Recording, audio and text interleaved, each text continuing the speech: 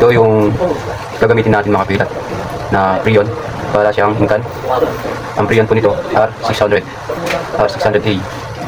Ayan, wala po siyang adapter. Ito po siya. Ayan, paano po maglagay ng adapter dito sa parang hingkan na Prion. Ganito lang po siya mga pilat.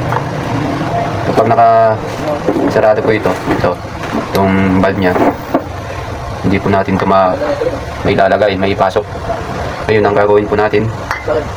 Nabuksan po natin to para yung parang karayom nya, yung tutusok po rito para po maputasan ito. Gagawin natin, bubuksan natin to para umurong yung parang karayom nya. Yan. Ngayon, kapag naisagat na ninyo na buksan, ganito lang po yung gagawin natin. Yan. Tapos, higpitan natin. Ayan. Tapos po higpit po natin dito. Ayan, higpitan na natin. Ito naman, silalak natin para kapag binuksan natin to, hindi siya tatalsik. Ayan. Ayan, higpitan na natin.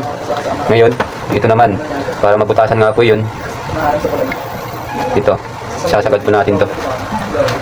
Ayan, para mabutasan.